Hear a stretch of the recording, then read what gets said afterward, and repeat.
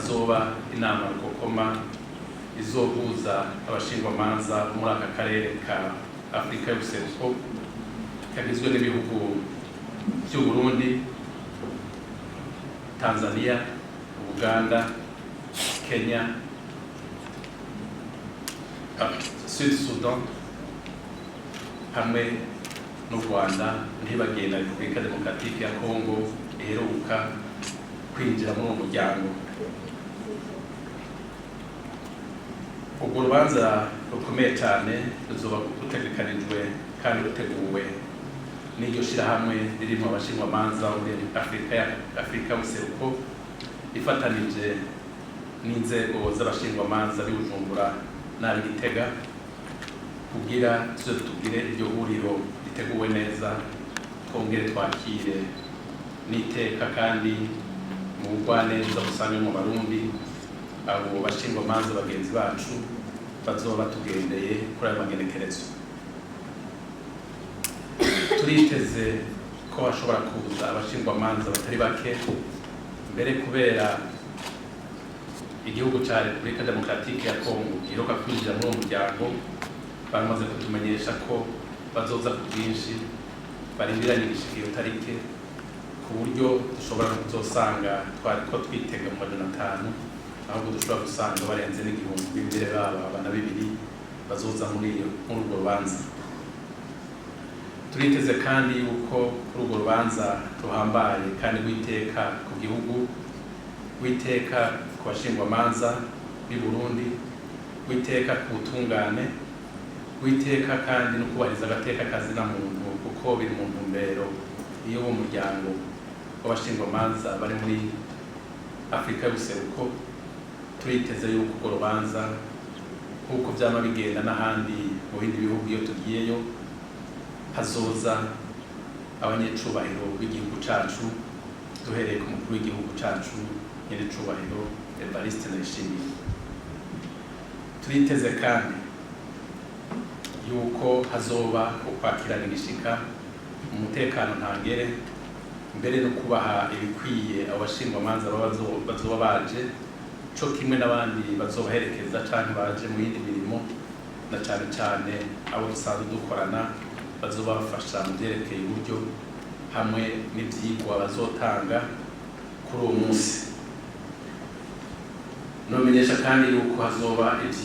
gutanga ivyigwa ku bashingwamanza b'u Burundi n'abo bandi bazoba baje ngaha nyene bavuye muri ivyo bihugu, ku mategeko mpuzamakungu igihugu c'u Burundi cashize ku mukono, akaba ayo mategeko ari muyo u Burundi bukoresha uno munsi, kuko ni kubwirizwa shingiro bivuga, mu ntumbero yuko ayo mategeko amenywa cane na cane agakurikizwa, bivanye n'uko abashingwamanza babitanze mu ngorano zabo, bikaca binaserukira mu manza zacitse mu butungane bw'aho i Burundi. Intumbero y'iyo nama Rukokoma izohuza abashingwamanza, hazokuganira ibijanye n'umwuga dusanzwe dukora, ingorane dusanzwe duhura nazo n'ingene twozivamo, ingene twoteza imbere uwo mwuga ku neza y'abatwitura, kandi twisunga kandi umutima hamwe n'ubumenyi buhagije kugira haboneke kandi hanatera imbere ubutungane kuri bose. Nomenyesha kandi yuko urwo rubanza rukomeye hari hahize imyaka irenga 13 rutabera i Burundi, kuko rya mbere rimwe gusa vyabaye ni mu 2010. Murumva ko hari haciye kitari gito, bigasigura ko ari igikorwa turigishika kandi turiko turitegurira hakiri kare. Umuntu yo kwibaza ati haracasigaye umwanya muremure, mugabo umuntu yitegurira abashitsi nk'abo bavuye mu mahanga, bisaba yuko tutitegurana ishika kandi tukabe umwanya n'inguvu bihagije. Uzoba ari umunsi akaryo keza kwereka amakungu ibihugu bibanyi yuko u Burundi ari igihugu nyabagendwa, ko ari igihugu kiri mu mutekano, ko ari igihugu cifuza yuko kigira abagenzi bakabandanya bagwira kandi bakabandanya bakigendera. Ivyo bikazobonekera mu kuntu uwo mwiteguro uzoba wagenze neza, kandi bikazonabonekera mu kuntu abarongoye igihugu bazodufashamo kandi turabyizeye kandi baramaze kubitangura kubikora no kwitwemerera kuzobandanya gushika urwo rubanza rurangire basubire inyuma amahoro. Twirate kandi igitigiri c'abazoza n'iminsi bazomara ngaha mu Burundi, nomenyesha ko hariho akunguko ku Burundi. Ubwa mbere ho abo bazoza ntibazozana amafaranga yo mu gihugu cabo, bazozana amafaranga mvamakungu ayo bita amadovize akenewe muri iki gihugu. Ayo mahera nayo azosigara iwacu kuko bazoyakoresha mu mahoteli bafata, bayakoreshe mu byo bazihereza mu kunywa cyangwa mu gufungura, eka mbere n'ibyo bazogura kuko hazoba hatekanijwe no kugira urudandaza bimwe bahora bavuga exposition, aho umuntu ashobora kugura utuntu dutandukanye dukorerwa mu Burundi. Mbere n'abadandaza bo muri ibyo bihugu barashobora kuza nabo bakagira ubwo rudandazwa, kuko izoba ari inama ihuza umuryango n'akarere ka Afurika y'Ubuseruko. Kazoba ari akaryo keza cyane yuko abo bashitsi bazoba batugendeye kubona ubwiza bw'igihugu, kubona yuko uko bwaba buvugwa cyangwa bwavugwa atariko, ahubwo ko ari igihugu ciza kandi baze bamererwe neza, bongere nibagenda bagumana agatima kwifuza kuzogaruka kugendera Burundi. Sino kwibagira kandi ko kizoba ari igikorwa cerekeye gushira mu ngiro ihuriro nuko kugenderanira hamwe nuko akarere ko umuryango umwe koko ibyo bita integration regionale, aho abantu baheza bakagenda bidegenza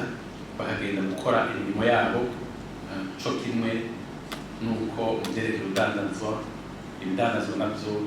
bigenda biva mu gihugu bija mu kindi akaba gushoreranira.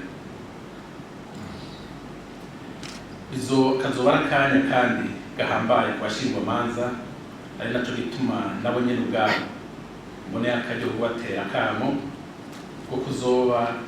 bahari ku bwinshi mbere bose kumbure bose twaba dusanga aho twakwiza hadashoboka, mugabo ku bwinshi cyane kugira baronke umwanya wo kuganira na bagenzi babo, baheze bagire n'imigenderanire, kuko biri mu migambi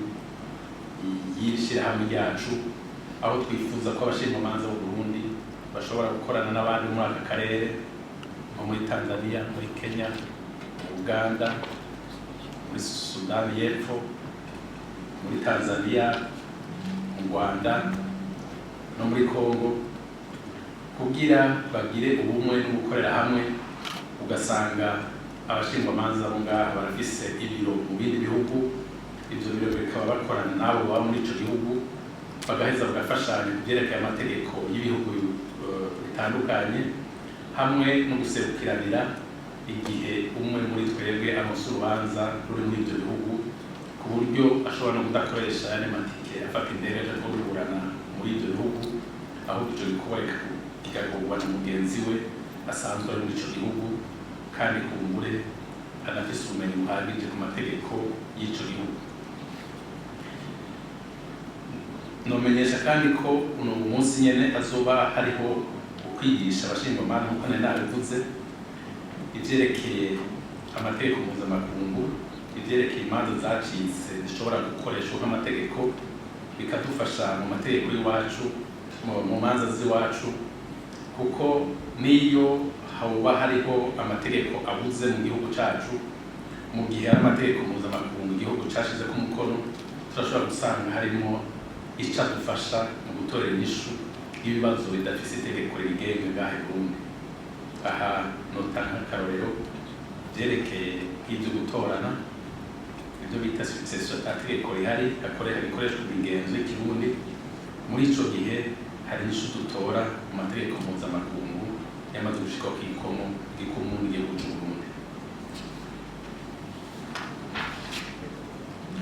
Rero mu nzira y'uko urubanza dufise bugenda neza uko tuvyifuza kwifuza turasaba cyane dushimitse abarongoye iki gihugu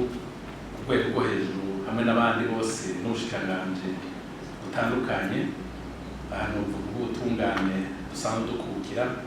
hamwe n'ubushikiranganji buraba aka karere ka Afurika y'ubuseruko yuko bodufasha mu itegurwa ry'urubanza reka mbere bakazoba banahari kuri uwo munsi kugira ngo bagaragaze ko bashigikiye ubutungane bashigikiye ubumwe bwa Afurika y'ubuseruko nariya musanzwe muzi yuko yo umukuru w'inama y'abakuru b'ibihugu ba Afurika y'ubuseruko yaba inama nshingamateka ya Afurika y'ubuseruko cyo kimwe na sentare y'aka karere ya Afurika y'ubuseruko izo nzego zose zirongowe n'abarundi bigasigura ko gushigikira igikorwa kijanye n'aka karere ka Afurika y'ubuseruko bikenewe kandi bisabwe ku buryo bizogaragaza ko koko banabirongoye babikwiye kandi babishaka